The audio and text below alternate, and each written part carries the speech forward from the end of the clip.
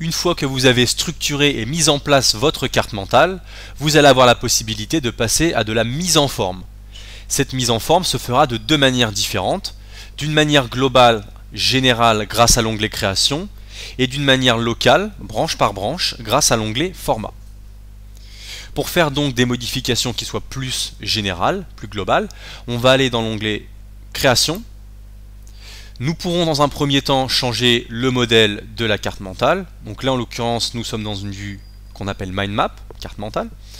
Nous pourrions passer à une vue gauche-droite ou droite-gauche, à une vue organigramme, à une vue WBS, plus utilisée dans le monde de l'entreprise. Si vous voulez changer les styles, vous allez avoir une bande déroulante de l'ensemble des styles disponibles. Lorsque vous glissez votre souris sur chacun d'entre eux, vous aurez un aperçu en temps réel de ce à quoi votre carte mentale ressemblerait. Vous pourriez également avoir la possibilité de choisir un style personnalisé, voilà, votre propre style.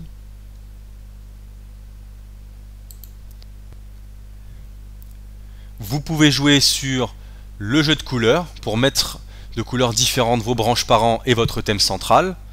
Je vais en l'occurrence le mettre en bleu foncé.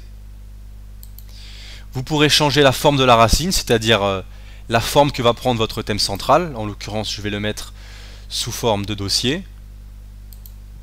Modifier la forme des branches, les mettre de manière arrondie ou carrée. Voilà. Vous pourriez changer également la couleur du texte, en rouge, en jaune, en l'occurrence noir et le standard.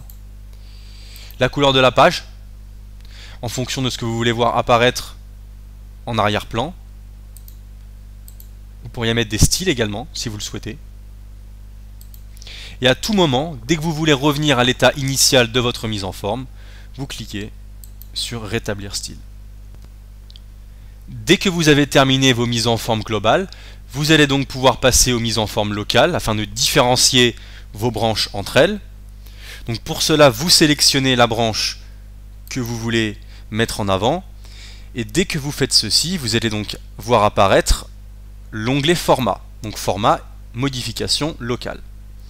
Vous allez ainsi pouvoir modifier la taille de la police si vous le souhaitez, la police en elle-même d'ailleurs. Vous allez pouvoir changer la couleur de manière locale de la branche sélectionnée, en l'occurrence je la mets en rouge, modifier la forme de la branche sélectionnée en forme de losange par exemple.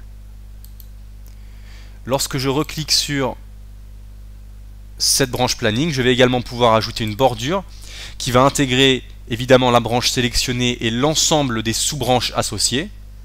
Je pourrais par exemple remplir la trame de cette sélection en orange. Et je pourrais également modifier, de manière générale, le fond de ma branche. Donc l'idée principale derrière MindView 5, c'est de vous permettre de rendre votre fichier, votre carte mentale sur mesure en fonction de ce que vous souhaitez, que ce soit d'une manière générale ou d'une manière locale.